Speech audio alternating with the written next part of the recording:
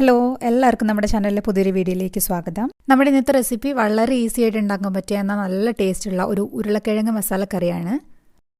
നമ്മൾ ഈ ചാനലിൽ അപ്ലോഡ് ചെയ്യുന്ന വീഡിയോസൊക്കെ നിങ്ങൾക്ക് ഇഷ്ടമാവുന്നുണ്ടെങ്കിൽ ചാനൽ സബ്സ്ക്രൈബ് ചെയ്യാനും വീഡിയോസ് ഒന്ന് ലൈക്ക് ചെയ്യാനും കമൻറ്റ് ചെയ്യാനൊന്നും മറക്കരുത് കേട്ടോ.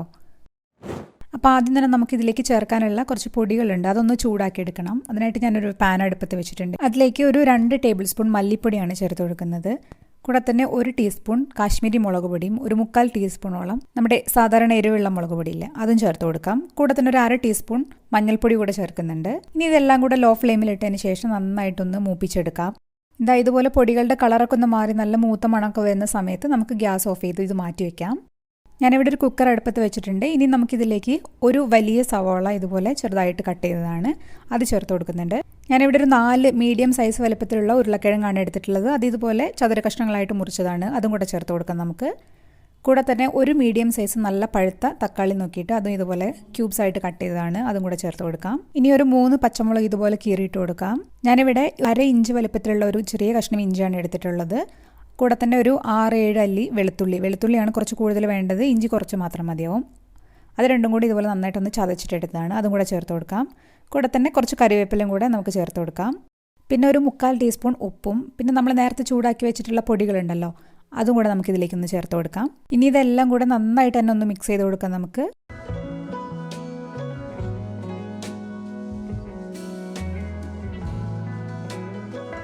നമ്മുടെ ഉരുളക്കിഴങ്ങിലേക്കും തക്കാളിയിലേക്കൊക്കെ നമ്മുടെ പൊടികളൊക്കെ നന്നായിട്ട് പിടിച്ചു വന്നിട്ടുണ്ട്. ഇനി നമുക്കിതിലേക്ക് വെള്ളം ചേർത്ത് കൊടുക്കാം. ഞാനിപ്പോൾ ഇവിടെ 2 കപ്പ് വെള്ളമാണ് ചേർത്ത് കൊടുക്കുന്നത്. വെള്ളം കൂടെ ചേർത്ത് കൊടുത്തതിന് ശേഷം ഒന്നും കൂടെ ഇളക്കി കൊടുത്ത് നമുക്കിതൊന്ന് അടച്ചു വെച്ചിട്ട് വേവിക്കാം.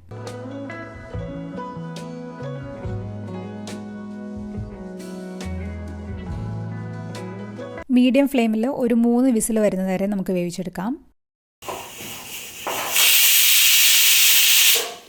ഇനി നമ്മുടെ കുക്കറിൻ്റെ പ്രഷറൊക്കെ കംപ്ലീറ്റ് പോയതിന് ശേഷം മാത്രം നമുക്ക് ഇതൊന്ന് തുറന്ന് നോക്കാം.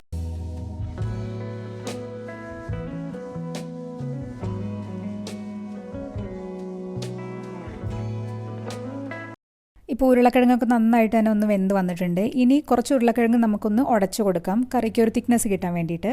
ഇനി വീണ്ടും നമുക്ക് തീ കത്തിച്ചതിന് ശേഷം ഒന്ന് 2 മിനിറ്റോളം നമുക്ക് ഈ കറി ഒന്ന് തിളപ്പിച്ചെടുക്കാം. ഇതുപോലെ തിള വരുന്ന സമയത്ത് നമുക്കൊരു 1/2 ടീസ്പൂൺ ഗരം മസാല ചേർത്ത് കൊടുക്കാം. എന്നിട്ട് നന്നായിട്ടൊന്ന് ഇളക്കി കൊടുത്തതിന് ശേഷം ഗ്യാസ് ഓഫ് ചെയ്ത് നമുക്കിത് മാറ്റി വെക്കാം. ഇനി നമുക്കിതിലേക്ക് കുറച്ച് ഉള്ളി ഒന്ന് താളിച്ചൊഴിക്കാനുണ്ട്. അതിനുവേണ്ടി ഞാനിവിടെ ഒരു പാൻ അടുപ്പത്ത് വെച്ചിട്ടുണ്ട്. അതിലേക്ക് ഒരു 3 ടേബിൾ സ്പൂൺ വെളിച്ചെണ്ണയാണ് ചേർത്ത് കൊടുക്കുന്നത്. അതിലേക്ക് ഒരു 8-9 അല്ലി ചെറിയ ഉള്ളിയാണ് വട്ടത്തിൽ അരിഞ്ഞതാണ്, അത് നമുക്കൊന്ന് ചേർത്ത് കൊടുക്കാം.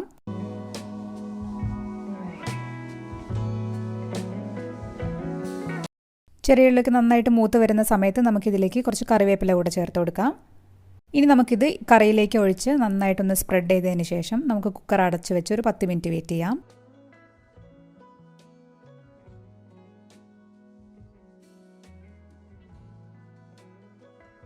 ഇപ്പോൾ നമ്മുടെ ഈസി ആയിട്ട് ഉണ്ടാക്കാൻ പറ്റിയ നല്ല ടേസ്റ്റുള്ള ഒരു ഉരുളക്കിഴങ്ങിൻ്റെ കറി റെഡി ആയിട്ടുണ്ട്.